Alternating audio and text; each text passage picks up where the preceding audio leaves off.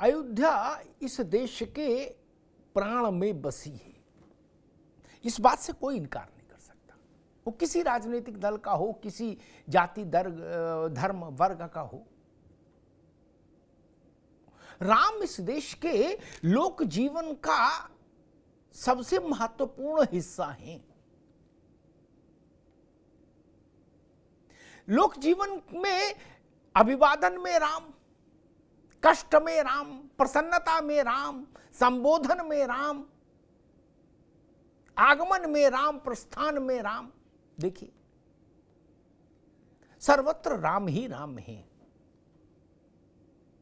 और जब राम की जन्मस्थली पर 5 सदियों की तपस्या और संघर्ष के बाद रामलला का मंदिर बन के तैयार हुआ और उसमें अगले वर्ष जनवरी की 22 तारीख को रामलला के विग्रह की प्राण प्रतिष्ठा होनी है, तो स्वाभाविक ये अवसर भारत के लोक जीवन के लिए भी बहुत महत्वपूर्ण है।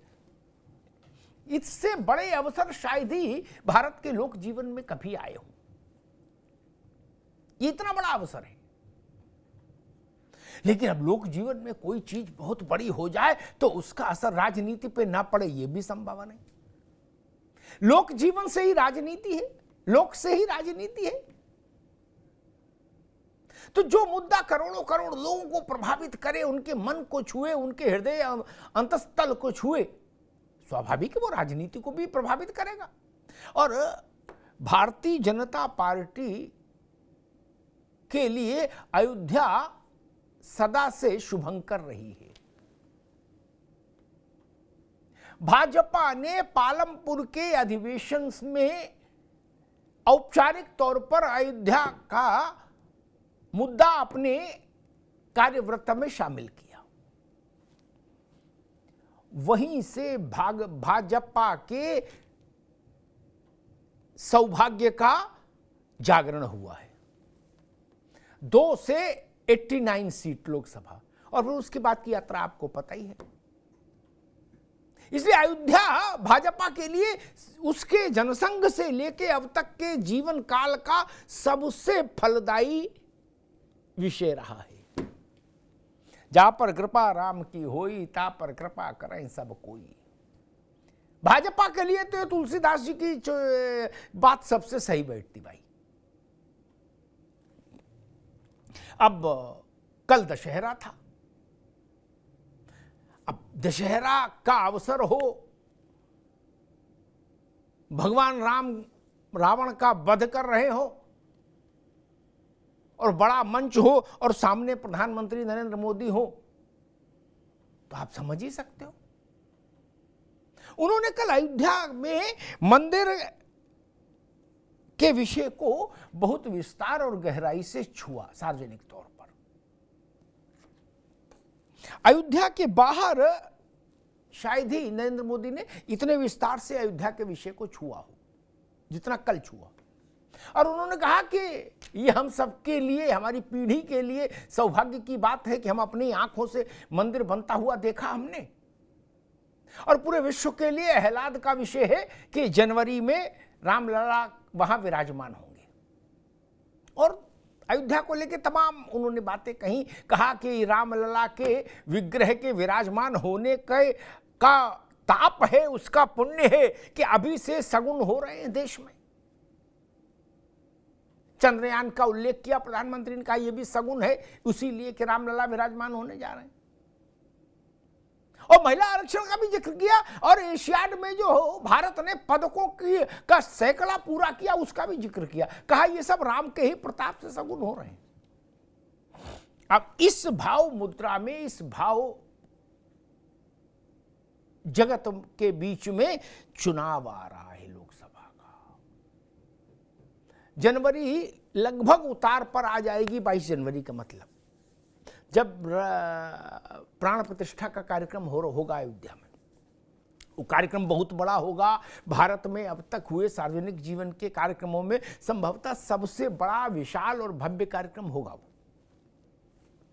वो एक अलग विषय। लेकिन 22 जनवरी की तारीख अगर आप अंदाज लगाइए तो वो तारीख वो है जब लोकसभा चुनाव की धुंधवी औपचारिक तौर पर नहीं भजी होगी, लेकिन अनौपचारिक तौर पर सारी पार्टियां काम शुरू कर चुकी होंगी।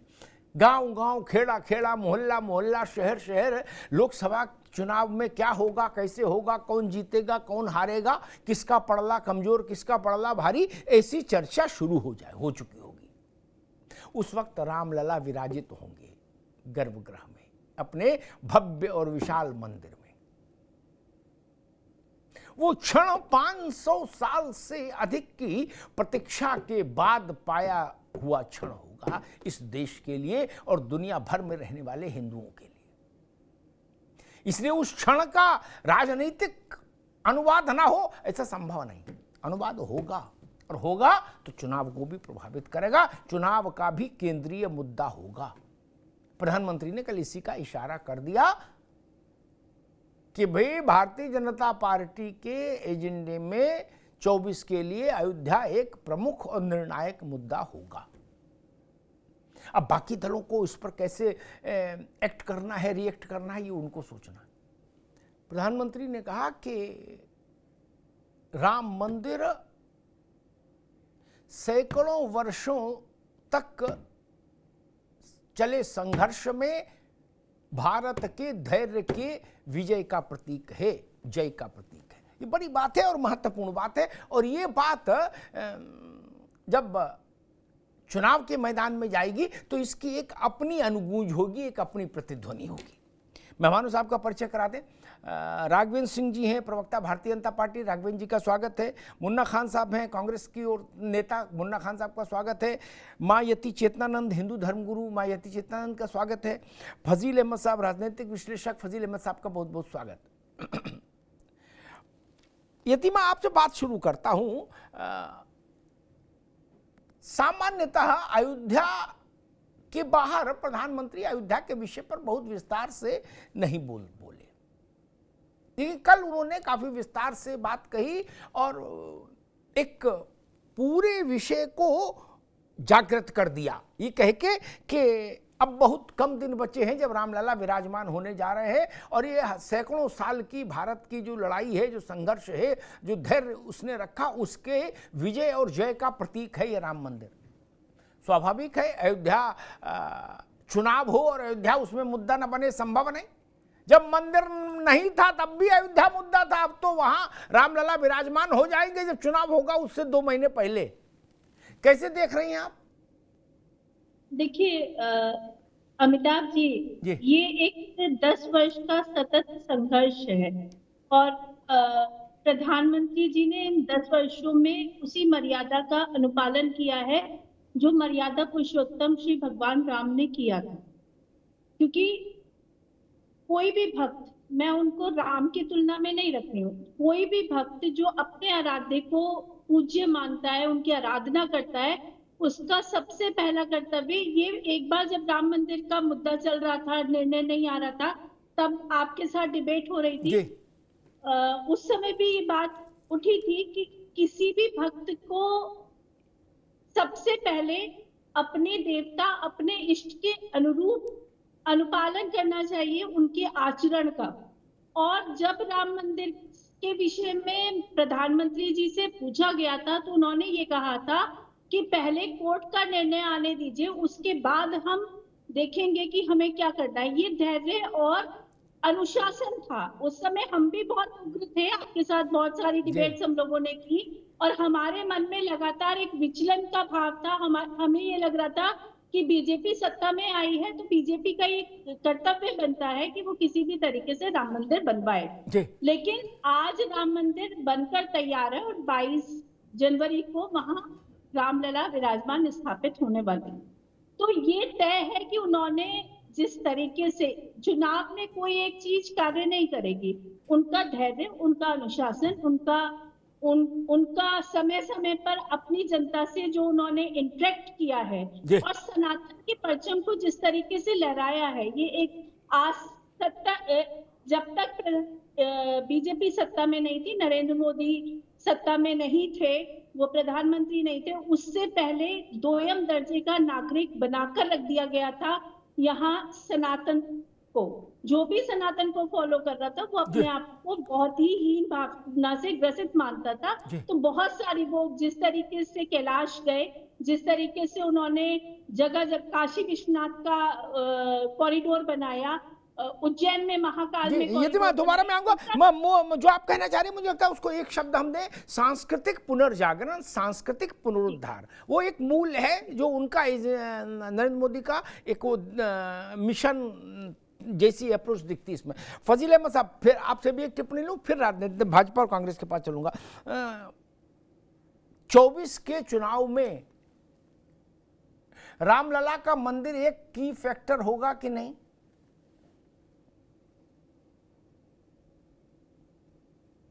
आपको बहुत हार्दिक शुभकामना जी। आप धन्यवाद धन्यवाद भाई जी। 24 का जो चुनाव है ना जी, बीजेपी 10 साल में इतना अच्छा काम की, लेकिन उस चुनाव पे उनको कोई काम उनको लग नहीं रहा है कि इस पर जनता हम वोट देगी। मंदिर तो अब कोई विषय नहीं है, मंदिर तो बन ही रहा है। और इतना ये लोग जल्दीबाजी में है कि 24 में आएंगे कि नहीं आएंगे। 24 से पहले ही अधूरा मंदिर का ये लोग शिलान्यास करने जा रहे हैं, मतलब उसका उद्घाटन करने जा रहे हैं। पूरा अभी एक फ्लोर, मैं तो अयोध्या जाकर देख के आया हूँ, एक फ्लोर भी ठीक से नहीं बना। अभी एक तल्ला जिसको कहते हैं, अभी 3-4 तल्ला बनना है, तो एक फ्लोर अभी 50% भी काम पूरा नहीं हुआ है वहां। और ये तो इतने जल्दीबाजी में है कि चाह रहे हैं कि हम 24 से पहले ही जो है इसका उद्घाटन कर दें, क्योंकि उनको उम्मीद है कि 24 में शायद हम ना आ पा रहे। और दूसरी बात, 24 का चुनाव कहीं मंदिर मस्जिद पे नहीं होने जा रहा है। 24 का चुनाव जातीय जनगणना पे होगा। जनजाति के आधार पर जिसके साथ भेदभाव हुआ है, जो 70 साल से दबे कुचले शोषित वंचित समाज जो अपनी मांग उठा रहा है, उस पे चुनाव होने जा रहा है। कहीं मंदिर मस्जिद पे चुनाव नहीं होने जा रहा है। बिल्कुल ठीक, बिल्कुल ठीक। फजील भाई ने कहा जो 70 साल से दबे कुचले हैं, एक ये भी तरीका, एक ये भी बात ठीक है। मुन्ना खान साहब के पास आऊँगा, उससे पहले 2 टिप्पणी जरूर करूँगा। और ये भी बात ठीक है कि जिस देश में बहुसंख्यक आबादी जिसको आराध्य मानती हो, उसके मंदिर के लिए, उसके जन्म स्थान के लिए 500 साल तक संघर्ष करना पड़े। दुनिया में कहीं ऐसा उदाहरण नहीं है। फजील भाई तो 70 साल की बात बता रहे थे, मैं 500 साल की बता रहा हूँ। ऐसा दुनिया के किसी मुल्क, एक मिनट आगे आपको दोबारा आऊंगा तब, अभी नहीं, बीच में नहीं ना, नो अभी नहीं, बीच में नहीं। ये बात हमेशा ध्यान रखनी होगी। और मैं 30-35 साल से इस विषय को एक पत्रकार के नाते देख रहा हूं, और हर चुनाव से पहले मैं लोगों को ये कहते देखता हूं, ना अयोध्या कोई विषय नहीं, चुनाव तो दूसरे मुद्दों पर होगा क्या। और जब अयोध्या प्रभावित कर देती चुनाव को तो कहते ये तो मंदिर पे वोट ले आए। इसका मतलब अभी समझ में कुछ विकास की जरूरत है। थर्मामीटर गलत जगह लगाते हो। जब 2 सीट से 89 हुई थी उस चुनाव में भी लोग करना ना मंदिर कोई विषय नहीं। अग्निहोत्री जी ना ना ना क्या विषय बोले, रामलाल की बकरी भाग गई, वो विषय है महत्वपूर्ण है। अच्छा जी, और जब चुनाव हो गया तो बोले आडवाणी मंदिर करके चुनाव जीत लिए चुनाव। इसलिए मैं कहता हूं भारत के मन को समझना भी जरूरी है। आपकी उंगलियां भारत के मन की नब्ज को समझ पाए। अगर स्वामी प्रसाद मौर्य जैसे लोग ये कहेंगे कि प्राण प्रतिष्ठा, रामलला विराजमान की प्राण प्रतिष्ठा गर्भगृह में उनके विग्रह की नौटंकी है, और उसके बाद चुनाव भी लड़ना चाहेंगे, वोट भी चाहेंगे, तो हारेंगे ही ना। वो अगला पिछड़ा दलित वंचित मजलूम अकलियत कुछ कर ले, सब किया ना, हारे विधायकी चुनाव, नहीं जीत पाए। उन्होंने ये सब मुद्दे उठाए थे, जातिगत से लेके शंभुवध से लेके, और सारी बातें जितना कर सकते थे हिंदू मुसलमान ना, जनता ने हरा दिया। क्यों? क्योंकि उनकी वाणी भारत के मूल स्वभाव के विपरीत है। आप भगवान रामलला के प्राण प्रतिष्ठा कार्यक्रम को नौटंकी बताएंगे, उसके और पीडीए के, अरे इंडिया के बड़े नेता भी रहेंगे, ये तो नहीं चलेगा ना फिर भाई। ठीक, मुन्ना खान साहब, कांग्रेस को क्या लगता है ये विषय एक स्वप्न के पूरा होने जैसा है पूरे भारत के लिए, दुनिया भर में जहां भी हिंदू और राम को मानने वाले लोग हैं उन सब के लिए। तो स्वाभाविक, जब भी इतिहास में कोई बहुत बड़ा काम होता है तो उसका पॉलिटिकल इंपैक्ट पड़ता ही पड़ता है। अच्छा लगे तो पड़ता है, और बुरा लगे तो डबल पड़ता है। क्या? अच्छा लगे तो एक गुना पड़ेगा, बुरा लगे तो डबल पड़ेगा। कांग्रेस इसको कैसे देख रही है? कांग्रेस इस तरीके से देख रही है कि बीजेपी कहीं ना कहीं भगवान के नाम को ही बेचने पे तुली है। जिस तरीके से कर्नाटक में इसने हनुमान जी को बेचा, अब ये उत्तर प्रदेश में राम जी को बेचेंगे, तो भगवान भी समझ रहे हैं कि बीजेपी कहीं ना कहीं हमारा इस्तेमाल कर रहे हैं, इसलिए वहां पे लथाड़ मारी हनुमान जी की, अब यहाँ चपाड़ मारेंगे श्री राम जी। तो टेंशन मत लीजिए, बिल्कुल सुपरा साफ है। बीजेपी कुछ भी कर ले, शमशान कब्रिस्तान हिंदुस्तान पाकिस्तान कुछ भी कर ले, ये इस बार कोई भी न भगवान मानने वाले न भगवान के बनाए इंसान। आप ये ध्यान दीजिए, क्योंकि 2013 में लच्छेदार भाषणों में विकास पे बात हुई थी, न कि राम मंदिर पे बात हुई थी। राम मंदिर का जो एजेंडा था वो 2019 में सबने देखा। राम मंदिर बन रहा है, बनने चाहिए। मैं अगर मुसलमान हूं, मैं नमाज पढ़ने जाऊंगा, हमें भी पेट में रोटी चाहिए। अगर आप हिंदू भाई हो, आप भी मस्जिद में मंदिर में जाओगे पूजा करने, आपको भी पेट में रोटी चाहिए और रोजगार चाहिए। हमारे बच्चों को भी दूध चाहिए। तो ये यथा स्थिति देश की बदल चुकी है। ये नैरेटिव जो भारतीय जनता पार्टी बार बार सेट करने की कोशिश कर रही है कि राम जन्मभूमि राम मंदिर, तो ये वो साल दूसरा था मित्र हमारे, ये साल दूसरा है। इस बार जो बात आप प्रोपेगेंडे करोगे या हिंदुस्तान शमशान कब्रिस्तान पाकिस्तान, तो ये बात कोई न हिंदू भाई समझने वाले न मुस्लिम भाई समझने वाले। डंडे से युवा ढूंढेंगे और हर क्षेत्र में, हर लोकसभा क्षेत्र में इस बार बीजेपी के कार्यकर्ता बीजेपी के कैंडिडेट को खदेड़ा जाएगा। मैं ऑन रिकॉर्ड आपके चैनल से माध्यम से कह रहा हूं, वो चुनाव आएगा तब भी हम लोग साथ रहेंगे, बिल्कुल बिल्कुल बिल्कुल बात करेंगे। राघवेंद्र सिंह के पास चलूं, लेकिन एक बात मैं फिर कहूं कि वो सारे लोग ऐसी बातें कहते, कई कांग्रेस का एक समस्या यहाँ पर कांग्रेस के व्यक्तित्व को थोड़ा धूमिल करती है। कांग्रेस एक हाथ पर यह भी कहती है कि अग्निहोत्री जी हमें भी क्रेडिट दो अयोध्या का, और हमने ताला नहीं खुलवाया, हमने शिलान्यास नहीं कराया, और हमने माला जनेऊ के ऊपर नहीं, कोट के ऊपर नहीं पहनी। गजब है, आप सब क्रेडिट उन्हीं को दिए जा रहे हैं। एक तरफ ये कह रही, दूसरी तरफ ये कह रही कि एक शमशान है कब्रिस्तान है, नहीं चलेगा। इसीलिए वोट से हाथ धो बैठते हो, ना इधर खड़े ना उधर खड़े भैया। और दूसरी बात जो हमारे मित्र ने कही, मुन्ना खान साहब ने, रोटी की बात तो हम तब से है जब से इंसान नहीं जीव धरती पर आया, तब से रोटी की बात है। फिर 2 से 79 हो गए तब रोटी का मसला नहीं था, और 79 से 303 हो गए तो रोटी का मसला नहीं था। उत्तर प्रदेश में दोबारा बड़ी मेजॉरिटी से आए तो रोटी मुद्दा नहीं था, तब डबल रोटी मुद्दा था क्या? गजब बात है, सच को तो देखो। खैर राघवेंद्र जी, कांग्रेस कह रही है कि अयोध्या मुद्दा नहीं बनेगा, हिंदू मुसलमान का मसला नहीं चलेगा, और भाजपा को डंडा लेके लोग दौड़ाएंगे गांव गांव गली गली। और आप कह रहे हो कि भाई हम 75 करोड़ लोगों तक जाएंगे, पीले चावल बांटेंगे प्राण प्रतिष्ठा से पहले।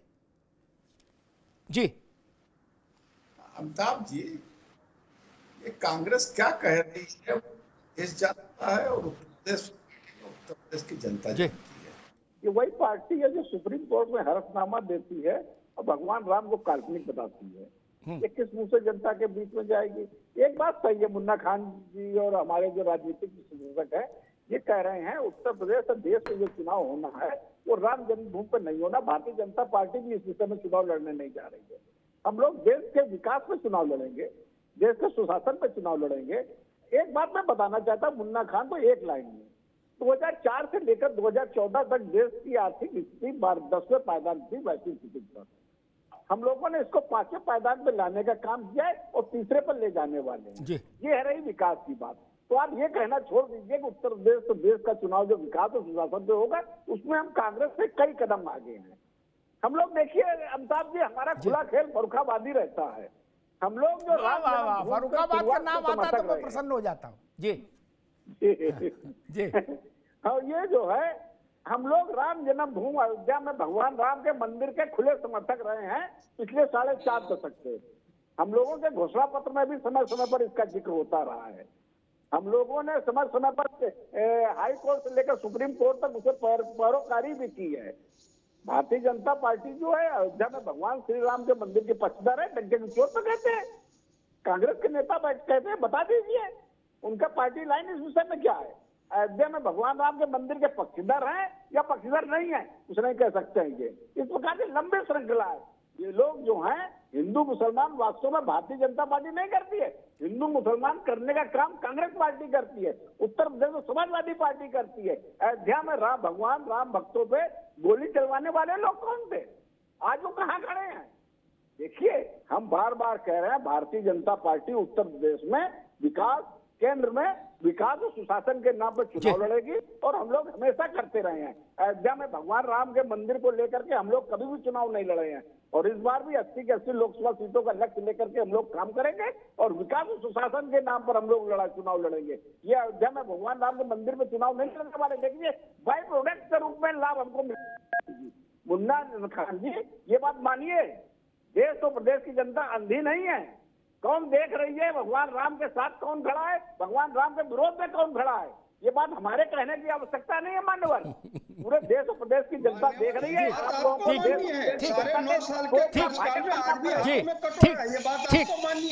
ठीक, अभी रुकिए मुन्ना खान साहब, रुकिए राघवेंद्र जी, आगे बात आगे। अरे रुको भाई, एक मैं और बात बताता हूँ जो शायद, अरे रुको भाई मुन्ना खान साहब रुको, जो शायद राजनीतिक दलों के लिए और राजनीतिक वातावरण पर टिप्पणी करने वालों दोनों वर्गों के लिए बहुत उपयोगी होगी वो जानकारी, ठीक है ना। हमारी पसंद और नापसंद का कोई महत्व नहीं होता है ना। घटनाएं तो अपने ढंग से घटित होती हैं। मैं एक उदाहरण सामने रख रहा हूँ, एक आंकड़ा, उससे फजील अहमद साहब भी इनकार नहीं कर सकते, मुन्ना खान साहब भी नहीं, न मैं, ना राघवेंद्र जी, ना यतीमा। जब से हिंदुस्तान का ज्ञात इतिहास है गूगल में, जितना किताबों में, तब से लेके आज तक सांस्कृतिक, धार्मिक, राजनीतिक तीनों स्तर पर कोई इतना बड़ा कार्यक्रम नहीं हुआ जिसमें 65 करोड़ लोगों ने सहभागिता की हो। कितने? 65 करोड़। ठीक, अमेरिका की आबादी से दूनी संख्या है ये। 33 करोड़ 32 करोड़ करीब अमेरिका की आबादी है। राम जन्मभूमि पर मंदिर निर्माण को लेके जो धन संग्रह हुआ है, अभियान चला, उसमें देश में 65 करोड़ लोगों ने 1 रुपया से लेके और अधिकतम राशि जो भी है वहां तक योगदान किया। 65 करोड़ लोग, यानी जिसने 11 रुपया भी दिया वो जुड़ा ना उससे। कोरोना वैक्सीन के मसले को छोड़ दीजिए, वो धार्मिक कार्यक्रम नहीं, वो राजनीतिक नहीं, वो सामाजिक नहीं, वो जान बचाने का कार्यक्रम था। उसके अलावा मुझे बता दीजिए 65 करोड़ लोग किसी पार्टी के कार्यक्रम में जुड़े, कभी फजील साहब किसी सामाजिक संगठन के कार्यक्रम में जुड़े, किसी धार्मिक संस्था के कार्यक्रम में जुड़े क्या? नहीं। भारत का जब से ज्ञात इतिहास है तब से लेके आज तक, फजील अहमद साहब, जो जिस चीज में 65 करोड़ लोग जुड़े हों, सीधे तौर पर आदमी 10 रुपया भी देता है तो उससे जुड़ता है तो देता है, अन्यथा हाथ जोड़ लेता है। फजील अहमद साहब, कैसे हम लोग इसको देखेंगे? देखिए, भारत है, यहाँ की एक संस्कृति है, मिली जुली संस्कृति है, सभी लोग एक दूसरे के साथ मिल जाते हैं। हमारे गांव में भी मंदिर बनता है तो हम भी वहाँ पैसा देते हैं, जा करके लोग आते हैं दरवाजे पर तो उनको देना पड़ता है, उनकी रिस्पेक्ट में देना पड़ता है। ऐसी बात नहीं है, इसको आप राजनीति से मत जोड़िए, ये हमारा कल्चर है, हम एक दूसरे के साथ रहते हैं। इसी की तो दुश्मन है बीजेपी, इसी की संस्कृति को समाप्त करना चाहती है और लगभग समाप्त करने के कगार पर खड़ा कर दिया है देश को। यही संस्कृति थी हमारी देश की कि हम लोग मिली जुली से, वो हमारी मस्जिदों में पैसा देते थे, हम उनके मंदिरों में पैसा देते थे। ऐसी बात नहीं है। धार्मिक कार्य में भारत की, अभी रामनवमी का दशहरा पूरे देश मनाया गया, कितने मुसलमान इसमें पैसा दिए होंगे? दुकान में, जिसकी भी दुकान है बाजार के अंदर, सब लोग पैसे देते हैं। गांव में जहां पंडाल रखे जाते हैं सब लोग इसमें पैसा देते हैं। कोई हिंदू, मुसलमान, सिख, ईसाई कोई नहीं, सब लोग एक दूसरे को देते हैं। हमारे यहाँ मुहर्रम में भी बहुत से हिंदू पैसा देते हैं ताजिया के लिए। ऐसा नहीं, ये हमारे देश की संस्कृति है, इसके लिए भाजपा को आप क्रेडिट मत दीजिए, नंबर 1 बात। दूसरी बात, यकीनन चीज का है कि जिस तरह की ये प्रवक्ता बीजे सनातन धर्म, बीजेपी की प्रवक्ता, जिस तरह की भाषा ये लोग बोलते हैं, कह रहे हैं कि सबसे अच्छे दौर से अभी 10 साल में सनातन बहुत आगे चला गया। अरे सनातन इसी 10 साल में, इसी राम मंदिर के घटना 64 करोड़ के देने के बाद 6 करोड़ लोग बुद्धिस्ट बन गए और खुलेआम 22 प्रतिज्ञा ले रहे हैं। इससे बुरा दौर कभी देश में नहीं रहा है सनातन के लिए, जब लोग उनको छोड़ छोड़ के जा रहे हैं और सामूहिक कि एक बार में 1.5 लाख लोग जा रहे हैं जी, और ठीक। अभी भी ये सिलसिला जारी है। अभी ठीक है फजील अहमद, तो गांव में ठीक दीक्षा है, समारोह ठीक है फजील अहमद, आज रुकिए एक विजयदशमी की मिनट, नागपुर में दीक्षा ठीक है, एक समारोह मिनट, हुआ। अरे एक मिनट रुकिए जाके भाई, देखिए कम से कम कुछ नहीं तो ठीक। 2 लाख लोगों ने सनातन ठीक धर्म है। छोड़ के बुद्ध धर्म अपना ठीक लिया। फजील अहमद, अब रुक जाइए। देश में धर्म परिवर्तन, आस्था परिवर्तन चलता रहता है। क्रिश्चियन हिंदू होते हैं, हिंदू क्रिश्चियन होते हैं, कुछ बुद्धिस्ट होते हैं, कुछ बुद्धिस्ट हिंदू हो जाते हैं, घर वापसी घरवादी चल रहा है, ये एक अलग विषय है। लेकिन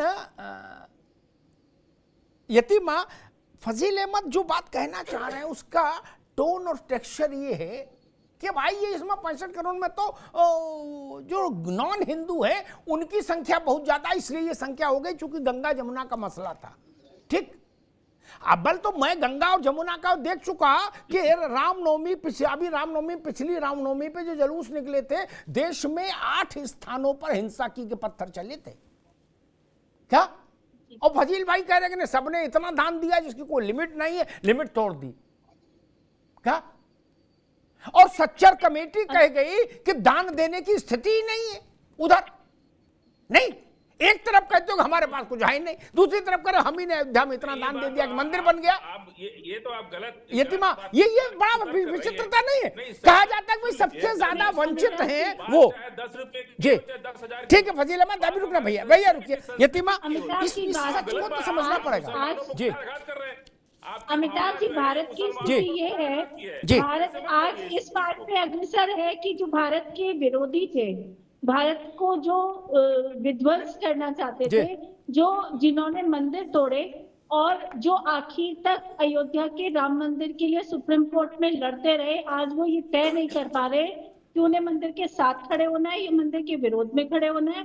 दूसरी बात यह है कि 65 करोड़ लोग, जब कोई भिखारी को भी लोग मना कर देते हैं, द्वार पे आए लोगों को भी अगर आस्था नहीं होती ना तो लोग वापस कर देते हैं। बहुत आस्था से पैसा दिया गया, लोगों ने श्रद्धा से पैसा दिया और लोगों ने घर बुलाकर पैसा दिया, हाथ जोड़कर कहा कि आप हमारे घर में किसी के प्रवक्ता नहीं हो, मेरे पास किसी पार्टी की कोई सदस्यता भी नहीं है, लेकिन लोगों की राम मर्यादा पुरुषोत्तम भगवान श्री राम में आस्था थी। लोगों में, सनातनियों में ये तड़प थी कि वो ये देखना चाहते थे कि जिस मंदिर निर्माण के लिए, सुनिए फजील साहब, सुन लीजिए, जिस मंदिर निर्माण के लिए 500 सालों में न जाने कितनी पीढ़ियां कब गई, आज हम लोग अपने आप को, हमारी आस्था एक अलग चीज होती है, लेकिन आस्था के नाम पर गुंडागर्दी एक अलग चीज होती है। कर रहा है और अपने जीते जी, मेरे अपने गुरुजी ब्रह्मानंद सरस्वती जी सिर्फ इस आस में जीवित रहे कि वो किसी दिन राम मंदिर का निर्माण देख पाए, और राम मंदिर का फैसला आने के कुछ महीने बाद ही उन्होंने प्राण त्याग दिए। तो ये बहुत सारे साधु संत हैं, बहुतों के ऐसे अनुभव हैं जिनका प्राण का सूत्र राम मंदिर के निर्माण से जुड़ा रहा, सिर्फ वो इसलिए जीवन धारण कर, ऐसा लग रहा था धारण किए हैं कि भाई इस पर निर्णय आ जाए। मुन्ना खान साहब, देश का अब तक का सबसे बड़ा जनसंपर्क का कार्यक्रम है ये, 65 करोड़ लोगों की सहभागिता वाला। इससे पहले भारत के इतिहास में कभी इतना बड़ा कार्यक्रम नहीं हुआ। मुन्ना खान साहब। अमिताभ जी, सवाल आपका बहुत बेहतरीन है। 65 करोड़ लोग जुड़े, आप इस आस्था को जिस तरीके से भारतीय जनता पार्टी में जोड़ रहे हो, ऐसा नहीं है। समाजवादी पार्टी के लोग भी राम जी पे विश्वास करते हैं। नहीं, वो तो अरे कहाँ क्या कैसी बात कर रहे हो? एक मिनट रुकिए। स्वामी मौर्य कह रहे हैं ये तो नौटंकी हो रही है, वो कहाँ चंदा देंगे? गजब कर रहे हो। पार्टी के लोग रामचरितमानस की पूजा करवा रहे हैं। अरे मैडम आप सुन ले, मैडम सुन ले, इन चंदा चोरों को चुप कराओ भाई साहब। अमिताभ जी, चंदा चोरों को चुप कराओ तो अभद्र भाषा नहीं, वो आपके लिए गलत बोलेंगे तब। चंदा चोरों को चुप कराओ तो मैं बात नहीं करूँ। नहीं, वो आप अभद्रता करोगे, वो अभद्रता करेंगे, फिर आपके लिए मुश्किल होगा। ये नहीं, ये भाषा नहीं। राम मंदिर के ऊपर चंदा लिया गया, उसका आज तक पता नहीं लगा। 1400 करोड़ चंदे का गमन हुआ, आज तक पता नहीं लगा। 1.5 घंटे के अंदर 1.5 करोड़ की जमीन 18 करोड़ में बिक जाती है। आप बताइए, राम मंदिर ट्रस्ट को इसका पता नहीं लगा। इन चंदा चोरों से मुंह लगे कौन? इन चंदा चोरों को तो ये बताना होगा कि 1400 करोड़ का चंदा गमन हुआ, वो क्या कहा गया? 65 करोड़ लोगों ने जो चंदा दिया उसके हिसाब किताब कहा गया? इन चंदा चोरों से बहस करना बेकार है। इन चंदा चोरों को सिर्फ अपना ही फायदा चाहिए। इन चंदा चोरों को सिर्फ और सिर्फ अपना फायदा चाहिए और ठीक ठीक है। एक मिनट रुकिए राघवेंद्र जी, आऊंगा आपके पास। अभी रुकिए, मुन्ना खान साहब रुकिए, एक मिनट रुकिए, एक मिनट, दोनों लोग रुकिए। एक बार और भी ये विषय कांग्रेस ने उठाया था मेरे ही शो में कि चंदा चोरी हो गया। मैं तब मुन्ना खान थे नहीं, पता नहीं, जो भी रहे, मैं समूची कांग्रेस के लिए तथ्य रख देता हूं सामने, ताकि बार बार विषय से बहस का समय ना खराब हो, कम से कम मेरे मंच पर। जिस समय के चंदे की बात हो रही है, उसके बाद 10 वर्ष देश में कांग्रेस की सरकार रही मनमोहन सिंह की। आपने जांच करा के जेल क्यों नहीं भेजा? एक चीज, इसलिए ये लफाजी नहीं, तथ्य की बात करो। 10 साल कांग्रेस की सरकार रही, आपने आर्थिक अपराध शाखा में मुकदमा दर्ज करा के जेल भेज देते। इसलिए लफाजी नहीं लइए, फजीले मत दो, आई विल नॉट अलाउ। नहीं, मेरे शो में नहीं चलेगा, इनकी आवाज बंद करिए। ये नहीं, मेरे शो में नहीं चलेगा भाई, मेरे में तो तथ्यात्मक की बात होगी। लफाजी के लिए दूसरी चैनल आप कर सकते थे, आप समर्थ थे, नहीं कर पाए। दूसरी बात जो हो रही है कि मुद्दों की समझ, तो मुद्दों की समझ अगर हम ये मान ले, एक छोटा सा उदाहरण देता हूं, उस उदाहरण की काट नहीं पूरे ब्रह्मांड में, ठीक, कांग्रेस को सबसे ज्यादा मान लेते हैं, भाजपा से लेके बाकी सबको कुछ समझ नहीं। अभी 22 में चुनाव हुआ, अयोध्या पर तो चुनाव हुआ नहीं, कांग्रेस ने जो मुद्दे उठाए होंगे उन पर चुनाव हुआ, तो 2% वोट आया कुल। कितना? 100 में 2। तो कांग्रेस को भी आत्मचिंतन करना चाहिए ना कि वो कहां नाव खेई जा रही है भाई, कि नदी किधर है, नाव किधर ले जा रही। 2% वोट कोई वोट होता है। और दूसरी बात कही कि भाई समाजवादी पार्टी ने भी चंदा दिया हो। समाजवादी पार्टी के राष्ट्रीय महासचिव स्तर के लोगों ने रामचरितमानस फाड़ी सार्वजनिक तौर पर। समाजवादी पार्टी के राष्ट्रीय महासचिव स्वामी प्रसाद मौर्य कह रहे हैं कि नौटंकी हो रही है अयोध्या में, वो चंदा देंगे। यार, बोलने से पहले सोच तो लिया करो कि चलने दो। कल आप लोग कहते हो स्वामी प्रसाद मौर्य ने तो घर बेच के चंदा दे दिया, ये नहीं चलेगा ना। और सपा ने उसका खंडन भी नहीं किया अभी तक कि भाई मौर्य ने जो बोला हम उसके साथ नहीं खड़े। उनको चंदा का क्रेडिट मत दीजिए ना।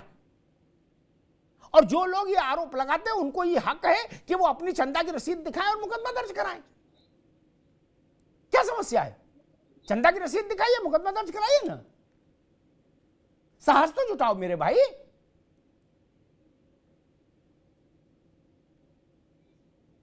इसलिए ऐसी बात मत बोलिए, और कम से कम उस विषय पर मत बोलिए जिसमें करोड़ों करोड़ लोगों की आस्था जुड़ी हो।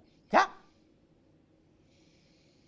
और विषय है तमाम कुछ भी बोलने के लिए, इन विषयों पर थोड़ी मर्यादा रहे। राघवेंद्र जी, मुझे लग रहा है कि या तो आपके जो विरोधी दल हैं वो ये समझ रहे हैं कि भाई अभी एक जैकपॉट है चुनाव में और ये इस बार तो चलेगा, या वो दूसरी किताब पढ़ रहे भारत के समाजशास्त्र की और उनको लग रहा है कि नहीं नहीं ये सब कुछ नहीं है, हम जो इन मुद्दों पर चुनाव को लाना चाहेंगे उन्हीं पर रहेगा चुनाव। राघवेंद्र जी। अमिताभ जी, ये लोग भली प्रकार से जानते हैं राजनीतिक क्षेत्र में ये कहाँ खड़े हैं। ये बस देश की जनता को बरगलाने का काम कर रहे हैं। ये कह रहे हैं चुनाव जो होगा राम जन्मभूमि पे नहीं होगा, अन्य विषयों पर होगा। जातिवादी एजेंडा बता रहे हैं, जो जातिगत जनगणना पे चुनाव होगा देश का। कमाल की बात कर रहे हैं, जातिगत जनगणना पे चुनाव होने वाला है। अरे भाई फजील साहब, आप कहाँ किस दुनिया में रह रहे हैं? जातिगत जनगणना वालों की हालत देखिए क्या है देश।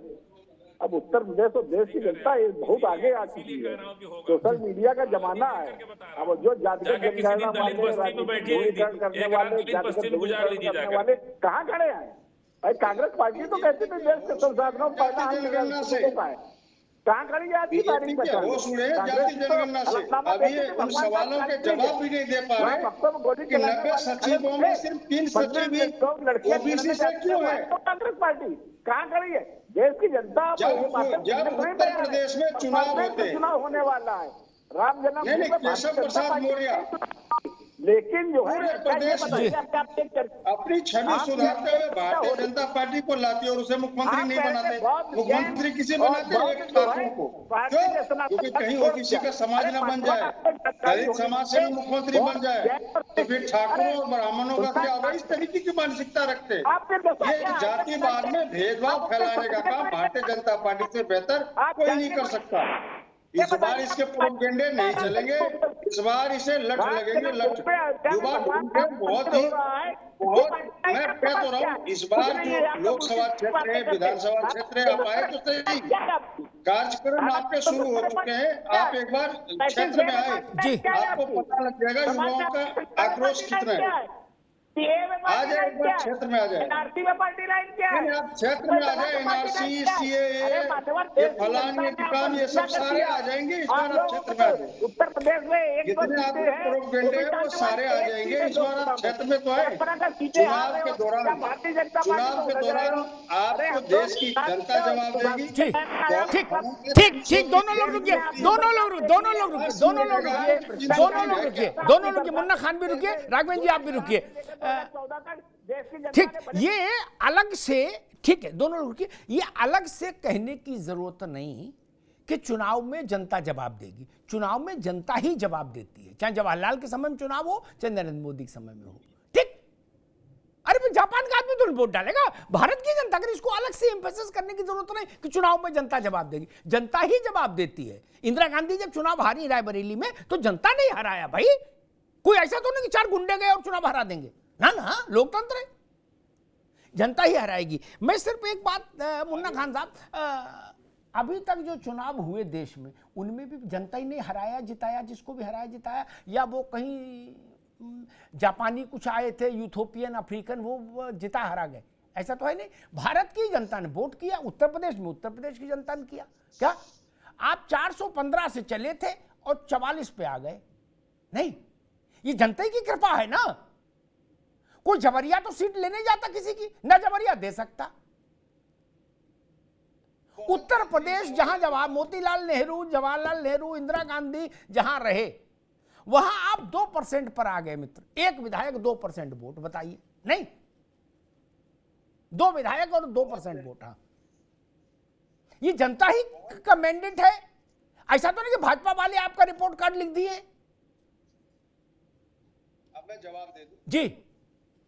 देखिए, बहुत बेहतरीन सवाल है अमिताभ जी आपका जी।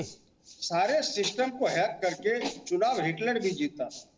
दूसरा सवाल, ये अभी जो इंडिया गठबंधन या कांग्रेस पार्टी है, सिर्फ बीजेपी से नहीं लड़ रही, बीजेपी के 5 सिस्टम से लड़ रही। मैडम प्लीज चुप हो जाए, चुप हो जाए, आपसे ज्यादा चिल्ला सकते हैं। कर्नाटक में क्या हुआ फिर?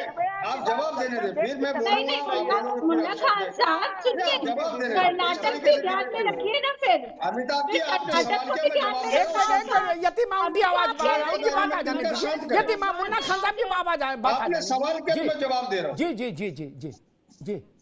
कांग्रेस पार्टी सिर्फ बीजेपी से नहीं लड़ रही, कांग्रेस पार्टी बीजेपी के 5 सिस्टम से लड़ रही है। ठीक है, कांग्रेस पार्टी बीजेपी के मसल से, बीजेपी के पावर से, बीजेपी के पैसे से, बीजेपी की मीडिया से, बीजेपी की मशीन से। लड़ाई हमारी इच्छा से हो रही है। और 2014 के पहले का जो चुनाव, वो पारदर्शिता चुनाव था। 2004 के बाद इलेक्शन कमीशन को कहना पड़ा कहीं न कहीं गड़बड़ झाला है। कांग्रेस पार्टी नहीं करी, ठीक है, देश के किसी कार्यकर्ता नहीं करे। ठीक है, अभी रुकना होगा, ठीक है, आपने अच्छे से कहीं ना कहीं आगे, कहीं ना कहीं है।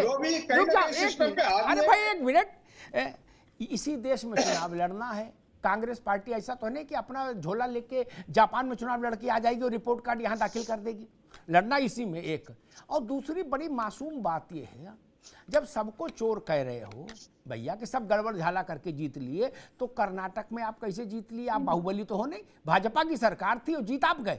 हिमाचल में सरकार भाजपा की थी और जीत आप गए। गजब करते हो, बात तो ऐसी बोलो जो कटे ना। ऐसी बात बोल देते हो जो थरथरा गिर पड़े भरभरा के। अरे भाई ऐसा तो ना बोलो कम से कम। खैर, फजील अहमद साहब, एक बड़ा बुनियादी सवाल है, और कम से कम पढ़े लिखे लोगों को इन सब चीज़ों को ध्यान में रखना चाहिए, इस पर चिंतन करना चाहिए। भारत में अंबेडकर के बाद, बाबा साहब के बाद सबसे बड़ा वंचितों के लिए प्रयोग हुआ वीपी सिंह के समय में, जब मंडल की रिपोर्ट उन्होंने लागू कर दी, जो रिपोर्ट इंदिरा गांधी ने धूल खाने के लिए मेज के नीचे छुपा रखी थी बरसों बरस कांग्रेस ने, जो आज कह रही है कि हम तो सोते जगते हमेशा ओबीसी के मारे परेशान हैं, इतना परेशान है कि नींद नहीं आती, उन्होंने उसको नीचे पटक दिया। खैर, विश्वनाथ प्रताप सिंह उसको लाए, किन वजहों से लाए मैं उस बहस में नहीं जा रहा, लेकिन लाए। हम तब पत्रकारिता में थे। विश्वनाथ प्रताप सिंह इतना बड़ा काम करने के बाद पिछड़ों के लिए उससे बड़ा काम तो कभी हुआ नहीं आज तक। समझ रहे ना फजील अहमद? चाहे हिंदू पिछड़े हो चाहे मुसलमान पिछड़े हो, सबके लिए उससे बड़ा कोई काम नहीं हुआ भारत के इतिहास में।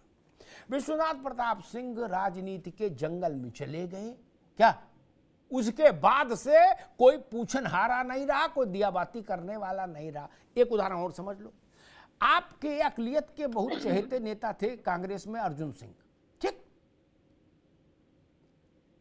बहुगुणा के बाद अर्जुन सिंह सबसे बड़े नेता थे जिन पर मुसलमान भरोसा करता था कांग्रेस में।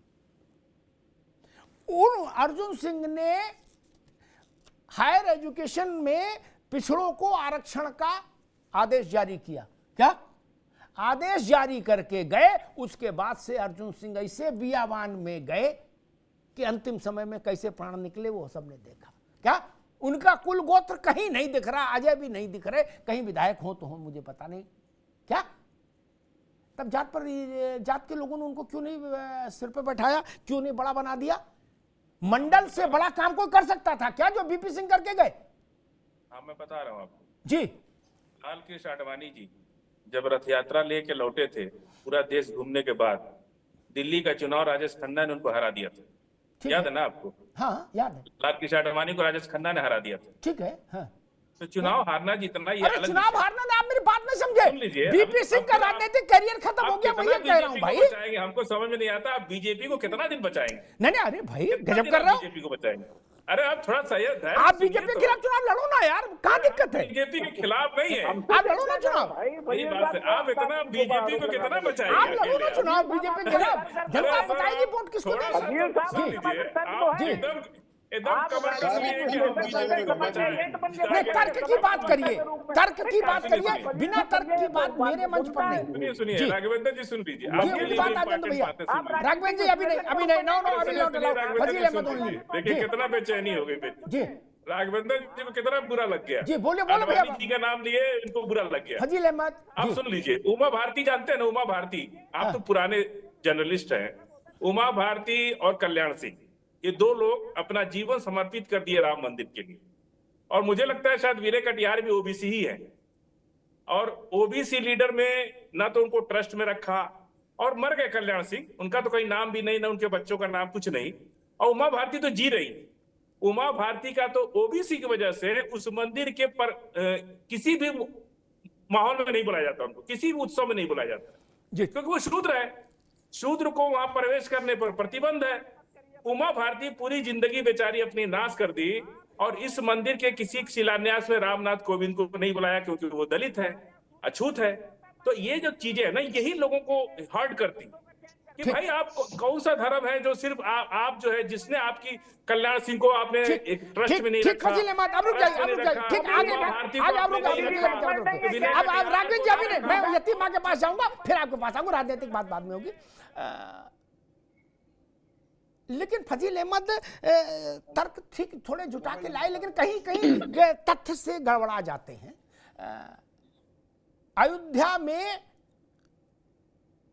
उनको स्मरण नहीं रहा होगा, पहला जब कार्यक्रम हुआ था, शिलान्यास तो नहीं, शिलान्यास जैसा एक कार्यक्रम हुआ था, उसमें एक ईंट रखी गई थी, तो पासवान थे जिन्होंने रखी थी। ठीक, अब उनकी जात गूगल में देख लेना। एक और इस बार जो विधि विधान से, अनुष्ठान से सुप्रीम कोर्ट के आदेश ने, फजील अहमद नो, मेरे साथ ये सब नहीं चलेगा ना, अभी आपकी आवाज नहीं जाएगी। तर्क सुनिए, आगे के लिए याद रखिएगा ये सब चीजें, ठीक है, ताकि आगे कहीं बोले तो प्रमाण सहित बोले। इस बार जो सुप्रीम कोर्ट के निर्णय के बाद शिलान्यास हुआ, भूमि पूजन हुआ, वो एक दलित व्यक्ति ने ही किया, अरे एक पिछड़े वर्ग के व्यक्ति ने ही किया। और फजील अहमद करे पिछड़ों पर प्रवेश में वहां समस्या है, जानकारी नहीं रखते। बताइए इनका क्या करें अब, बताओ। और भाई तथ्य तो ठीक रखो, आपको मंदिर अच्छा नहीं लगता, समझ में आती, लेकिन ये कैसे कह दोगे कि मोदी अगड़े है? ये तो नहीं कह सकते ना। नरेंद्र मोदी ने किया, कलराज मिश्र तो करने गए नहीं थे वो शिलान्यास।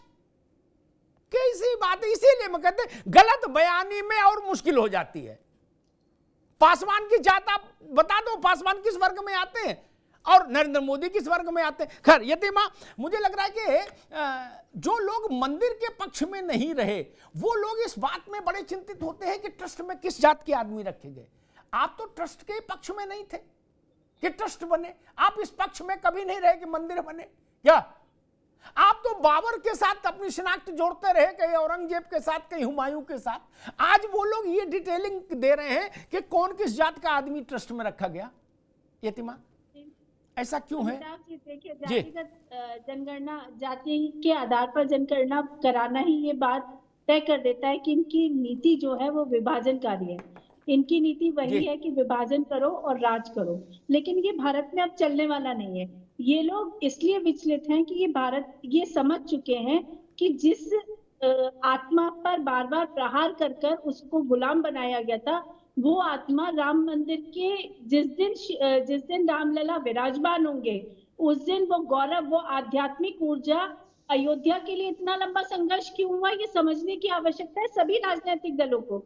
अयोध्या के लिए संघर्ष इसलिए नहीं हुआ कि वो मात्र एक भूमि थी, वो हमारी आध्यात्मिक ऊर्जा का केंद्र था। वहां से हमारी ऊर्जा जुड़ी हुई थी, वहां से हमारा गर्व, हमारा स्वाभिमान जुड़ा हुआ था। इसलिए हम लोगों ने हमारे पूर्वजों ने 500 साल तक सतत संघर्ष किया और रक्त रंजित संघर्ष किया। आज वो जब देश की जनता को, उन सनातनियों को समर्पित किया जाएगा तो उसमें ये देखकर वहां एंट्री नहीं दी जाएगी कि दलित है, पिछड़ा है, ओबीसी है, क्या है। वहां सबके लिए उसके कपाट खोले जाएंगे और भक्ति भाव से हर व्यक्ति वहां जाकर रामलला विराजमान के दर्शन करेगा। और जिस समय वो दर्शन करेगा उस समय निश्चित रूप से वो नतमस्तक होगा अपने प्रभु श्री राम के लिए। ये मन ये आज तक समझ नहीं पाए। भारत की जनता पिछले लंबे समय तक संघर्ष करती रही सिर्फ अपने स्वाभिमान के लिए। वो स्वाभिमान जागृत है। ये जनगणना जाति के आधार पर भी करा ले तो इससे कोई खास फर्क पड़ने वाला नहीं है। ये इनके मन का भ्रम है कि शायद भारत को अब विभाजित कर सकते हैं, लेकिन भारत अब विभाजित होने वाला नहीं है, क्योंकि जिस देश की आध्यात्मिक ऊर्जाएं जागरूक हो जाती हैं उसके बाद उसका विभाजन करना बहुत मुश्किल होता है। ठीक, मुन्ना खान साहब, मुझे लगता है कि जब कोई बड़ा धार्मिक प्रतीक आता है तो उसमें सारी जातियों के बंधन टूट जाते हैं। ऐसा मैं इसलिए कह रहा कि अगर 65 करोड़ लोग सीधे तौर पर किसी प्रकल्प से जुड़े तो स्वाभाविक उसमें कोई जात बची नहीं होगी, है ना? क्योंकि 65 करोड़ पैसा देने वाले, जो बहुत अशक्त हैं वो भी पैसा नहीं दे सकते, जो छोटे हैं वो भी नहीं दे सकते। तो वर्किंग जो पॉपुलेशन है उसमें से अगर 65 करोड़ लोग किसी चीज से जुड़ते हैं तो उसमें ओबीसी भी आ गए होंगे, दलित भी आ गए होंगे, नहीं अति दलित भी आ गए होंगे, महादलित भी आ गए होंगे, सवर्ण भी आ गए होंगे। मुन्ना खान साहब, आप इस बात से सहमत हैं? कह रहे थे दलित की बात थे, इन बातों में सच्चाई है अमिताभ, ये समझने पड़ेंगे। जब इलेक्शन का टाइम होता है तो भारतीय जनता पार्टी के लिए ये दलित हिंदू होता है और इलेक्शन के बाद यही दलित बिंदु हो जाता है। इसलिए आज लगभग 143 मंदिरों में साफ शब्दों में लिखा है दलित का प्रवेश वर्जित। क्यों है ऐसा? आप हिंदू की बात करते और दलित का प्रवेश वर्जित है। आप हिंदू समाज की बात करते और दलित समाज के बारात स्वर्ग समाज के कॉलोनियों से नहीं गुजरता, क्या वो हिंदू नहीं है? सवाल ये कह रहा है, आप किस नजरिए से देखते हो? एक उत्तर प्रदेश में ढोल बजा लेने से पूरे देश में ढोल नहीं बजने वाला। पूरे देश में आप हिंदुत्व की बात नहीं रख सकते। आपको अगर बात हिंदुत्व की करनी है फिर हिंदुत्व की बात करो, फिर दलित भी हो, स्वर्ण भी हो, सभी को न्याय मिले। ऐसा नहीं हो कहीं दलित को मूत्र पिलाया जा रहा हो, मल खिलाया जा रहा हो और भारतीय जनता पार्टी ताली पीट रही हो। जिस राज्य में भारतीय जनता जी पार्टी ठीक मुन्ना खान साहब, ठीक वहाँ पे दलितों को ठीक पेशाब पिलाया ठीक। जा अभी रहा है। मैं राघवेंद्र जी से और समय आप कह रहे हो राघवेंद्र जी से मैं उत्तर ले लूं। हिंदू आज ही अभी जब मुन्ना खान साहब ये बोल रहे हैं उससे 2 घंटे पहले राजस्थान में एक बहुत बर्बर घटना हुई आईएसआई टाइप की। क्या सबके सामने खेत में गिरा के ट्रैक्टर से रौंद दिया गया आदमी, क्या वो भी दलित है? और कांग्रेस कह रही कि दलित का मसला है। दलित अत्याचार में राजस्थान का कोई जवाब है नहीं। इसको पार्टी से जोड़िएगा तो कहां जवाब दीजिएगा? आज की घटना बता रहा हूं, ट्रैक्टर से मैश कर दिया है। फजील अहमद उस पर हंस सकते हैं क्योंकि वहां वो करे मरे गिरे कोई फर्क नहीं पड़ रहा, लेकिन मसला उत्तर प्रदेश में होता तो वो नाराज होते। वो करे राजस्थान में जान गई 2 कौड़ी की जाने दो, उत्तर प्रदेश में जाएगी तो हम इशू बनाएंगे। ये भेदभाव ठीक नहीं। हमारे लिए हर आदमी की जान भारत के आदमी की जान है, ये समझना पड़े। राघवेंद्र जी, कांग्रेस आपसे कुछ सवाल पूछ रही है, कह रही कि भाई पूरे हिंदुत्व की बात करनी होगी, दलित की बात करनी होगी, पिछड़े की बात करनी होगी। नहीं अमिताभ जी, देखिए भारतीय जनता पार्टी है सब समाज की पार्टी है। हम लोग सबका साथ सबका विश्वास और सबके विश्वास को नारे को लेकर ईमानदारी से काम करते हैं। ये बात कहने में मुझे कतई अशोक्त नहीं है कि आज की तारीख में राष्ट्रीय स्तर पर या वैश्विक स्तर में सबसे ज्यादा लोकप्रिय पार्टी, सबसे ज्यादा विश्वसनीय पार्टी भारतीय जनता पार्टी है और सबसे ज्यादा अविश्वास देश में कांग्रेस पार्टी के प्रति है। उत्तर प्रदेश में देख लीजिए, कहने की बात है क्या? लोकतंत्र में क्या होता है? चुनाव हुई तो दर्पण होते हैं।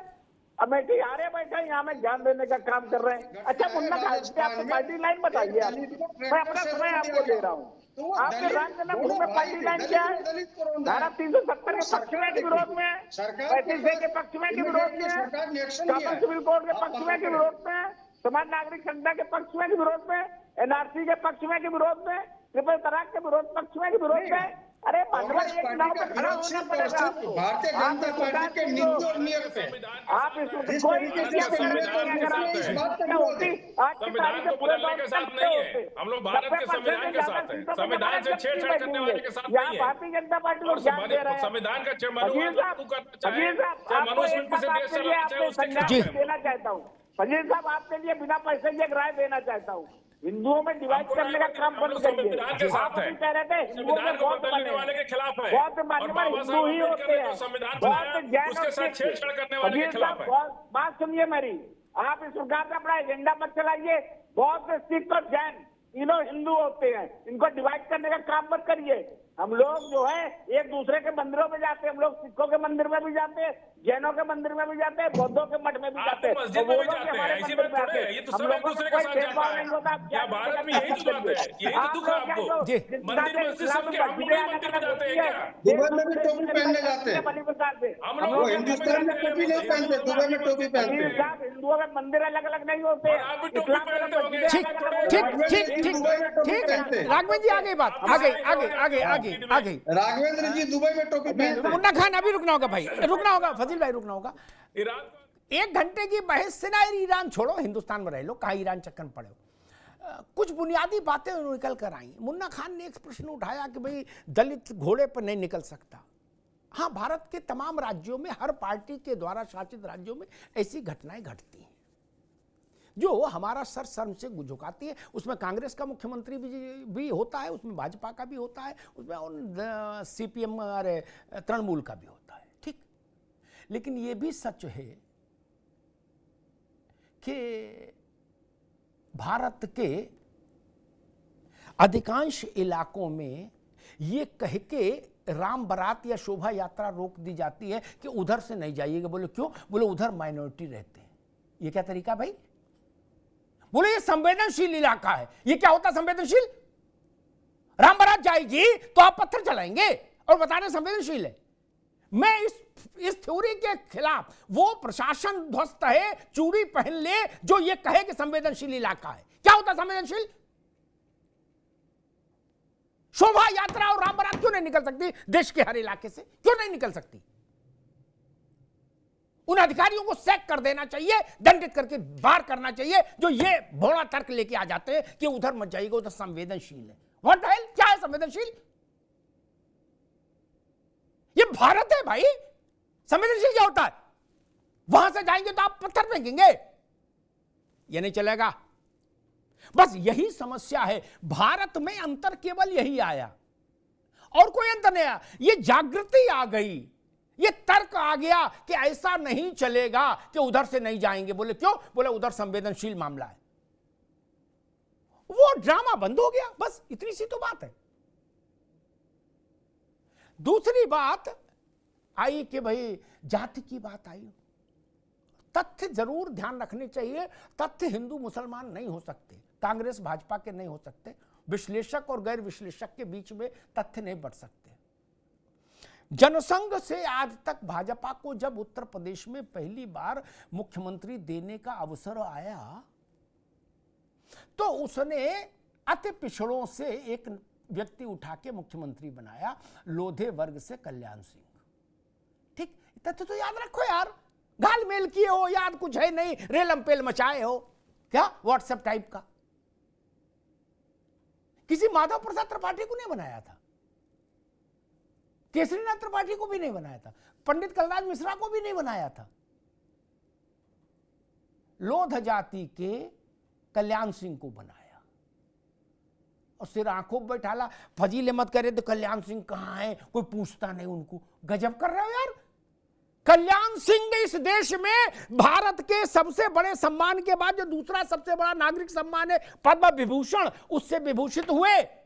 कल्याण सिंह जी का बेटा लोकसभा में है, कल्याण सिंह जी का पौत्र उत्तर प्रदेश की सरकार में है। वो बता रहे, अरे कुछ पढ़ो तो लिखो भाई, याद तो रखो, नहीं तो च्यवनप्राश खाओ। ये गलत सनद बातें हमारे यहां नहीं करवाई। शंख पुष्प पी लो, उससे मेमोरी अच्छी होती है। गर्म पानी के साथ रात में सोते समय या दूध के साथ शंख पुष्प पी लो, वो याददाश्त के लिए अच्छी है। अब आप यही नहीं पता आपको संदीप कौन है जो उत्तर प्रदेश में बेसिक शिक्षा मंत्री है, ये तो पता करना पड़ेगा अगर बोलोगे तो। पता ही नहीं। राजवीर कौन है जो सांसद है, पता ही नहीं। झोंके रहो, झाड़े रहो, कानपुर में कहते झाड़े रहो कलेक्टरगंज, ये नहीं ठीक है। कांग्रेस कह रही है कि अब की ऐसा नहीं चलेगा। चलो मैं एक बार और मान लूं अब की ऐसा नहीं चलेगा चुनाव तक, और अगर ऐसा चल गया तो क्या करिएगा? 19 के चुनाव में भी कांग्रेस ने यही कहा था कि अब की नहीं चलेगा, पोल खुल गई, लुटिया डूब गई, भैंस पानी में गई। जब चुनाव हो गया तो बोले 19 छोड़ो, अब 24 में बात करेंगे।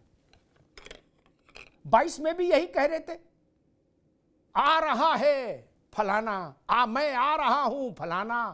क्या बोले अग्निहोत्री जी? उत्तर प्रदेश में कभी 4 दशक से कोई रिपीट हुआ ही नहीं, ये क्या हो जाएंगे? इनके खिलाफ तो बहुत मुद्दे हैं। अच्छा जी, मेरी समझ कम होगी, वो और बड़े बहुमत से जीत के आ गए वापस, तो आप कह रहे हो 27 में बात करेंगे। ये क्यों नहीं मानते कि आपको देश की जनता के मन की समझ कम है? ये क्यों नहीं मान लेते? इसमें कोई शर्म है क्या? आप उतने कुशल डॉक्टर नहीं रहे कि नब्ज पकड़ के शरीर का हाल जान लो। इतनी बात मानने में क्या समस्या है? आपको क्यों नहीं ये पता लगता है? ये तो पता लगना चाहिए ना।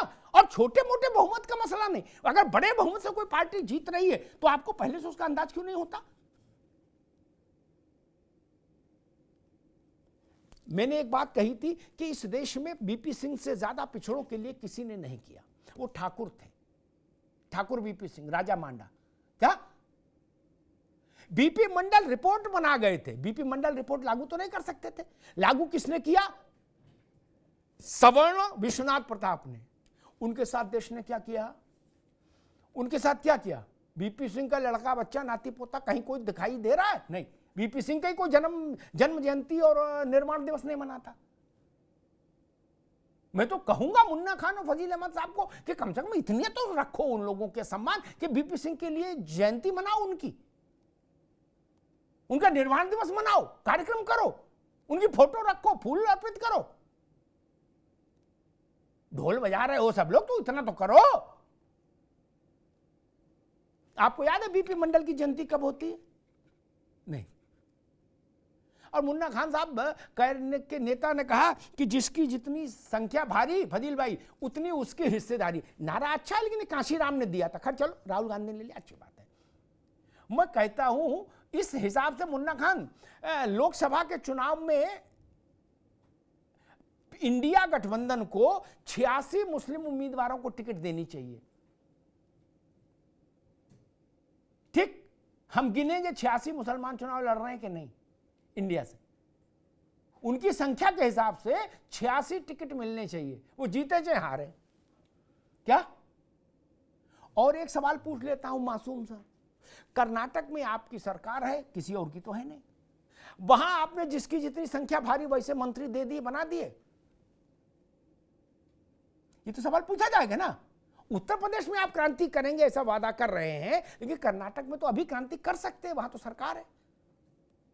हिमाचल में जिसका जितनी संख्या भारी उतनी उसकी हिस्सेदारी दे दी है सुखू साहब ने, ये सवाल पूछा जाएगा ना। नहीं, और ये छोटे नेता ने नहीं कहा, ये राहुल जी ने कहा जिसकी जितनी संख्या भारी उसकी उतनी हिस्सेदारी। और आप बार बार वो बात उठाते हो कि ओबीसी सचिव क्यों नहीं है। अरे सचिव छोड़ो, बाबू में क्या रखा, 50% से ज्यादा ओबीसी है। हिमाचल और कर्नाटक में कर दो, मुसलमानों को हिस्सा दे दो, ओबीसी को दे दो, दलितों को दे दो, जो बचे वो सवर्णों को दे दो। नहीं, ये तो अभी करा लो, आज रात होते होते,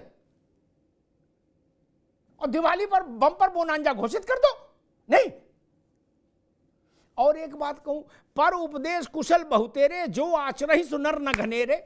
कांग्रेस ने सीडब्ल्यूसी बनाई अभी, मुन्ना खान साहब, क्या आपने उसमें 55% दल ओबीसी को टिकट स्थान दिया? नहीं दिया। क्यों नहीं दिया? राहुल गांधी, प्रियंका गांधी, सोनिया गांधी, वो तो भला, और रॉबर्ट वड्रा को नहीं रखा, उनको भी रख देते आप ओबीसी सीडब्ल्यूसी में। 3 तो एक ही घर से आ गए, तब संख्या भारी हिस्सेदारी क्यों नहीं दी गई? जो कहिए उस पर न्यूनतम टिकिए। और ये जो कहना है ना,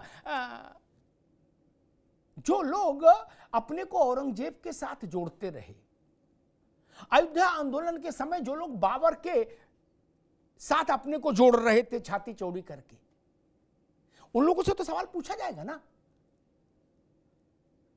कि आप उस वक्त औरंगजेब और बाबर और तैमूर लंग के साथ खड़े थे, आज आप अचानक से राम भक्त हो गए क्या? और ये तय नहीं करना चाहिए कि आप राम मंदिर का क्रेडिट भी लेना चाहते हो और राम मंदिर के खिलाफ भी खड़े होना चाहते हो। दोनों बातें तो नहीं चलेंगी। आप राजीव गांधी वाला भी दृश्य याद कराना चाहते कि राजीव जी राम मंदिर बनवा रहे थे, अब फिर कहते हो राम मंदिर बनवाने से हो क्या जाएगा। और एक आखिरी बात कह के मैं बात समाप्त करूंगा। जो लोग ये कहते हैं कि राम मंदिर बनने से क्या हो जाएगा, उनके ज्ञानवर्धन के लिए मैं एक पवित्र आंकड़ा रखता हूं। फजील साहब लिखने पढ़ने वाले आदमी हैं, उनके भी काम आएगा बहुत आगे वो आंकड़ा। वो हिंदू मुसलमान नहीं हो सकता उस आंकड़े में, चाह के भी नहीं हो सकता, अगड़ा पिछड़ा भी नहीं हो सकता, दलित सवर्ण भी नहीं हो सकता। काशी में पिछले 1 वर्ष में 10 करोड़ लोग आए दर्शन करने। मथुरा वृंदावन ब्रज क्षेत्र में 6 करोड़ आए, यानी उत्तर प्रदेश में अकेले 18 करोड़ लोग आए। अयोध्या का आकलन है कि मंदिर बनने के बाद पहला फुट फॉल आउट जो होगा पहले साल का, वो 12 करोड़ को पार करेगा। 18 और 12 30 करोड़। एक आदमी पर 1000 रुपए का खर्चा भी मान लीजिए 1000 करे हो तो 30 करोड़ गुणे 1000, इतने का व्यवसाय बढ़ा कि नहीं बढ़ा, ये बात कांग्रेस को भी समझनी होगी, समाजवादी पार्टी को भी समझनी होगी और बाकी को भी समझनी होगी। ये व्यवसाय तो सब धर्मों के लिए है, सब वर्गों के लिए है। टैक्सी चलेगी तो सबको लाभ होगा, माला बिकेगी तो सबको लाभ होगा, होटल बनेगा तो सब धर्मों के लोग वहां नौकरी करेंगे। आप क्या कह रहे हो कि उससे क्या होगा मंदिर बनने से? मंदिर बनने से ये होगा भाई,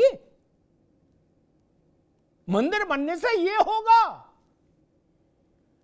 गोवा में 2.5-3 करोड़ आदमी कुल गया और वृंदावन में आया 6 करोड़। ये अंतर नहीं दिख रहा? और पूछ रहे हैं बुड़बक की तरह लोग कि मंदिर बनने से क्या होगा। मंदिर बनने से रोटी मिल रही, बढ़ रही है ननकू को भी और रज्जाक को भी। और एक बात कह दूं, मैं अभी कुछ समय पहले गया था मथुरा वृंदावन, वहां पता किया यतीमा, तो ठाकुर के जो पोशाक हैं वो कह रहे हैं कि भाई साहब इनकी बिक्री में कई 100 गुना उछाल आ गया, भाई आदमी ज्यादा आया तो बिक्री बढ़ गई। तो मैंने कहा ये लोग बनवाते कहां से हो, तो उनका बनाने वाले अधिकांश मुस्लिम वर्ग से है। ये आय किसकी बढ़ी, ये तो रज्जाक की बढ़ी ना। मंदिर में भक्तों के आने से ये लाभ हुआ, ये ध्यान रखिए। धन्यवाद।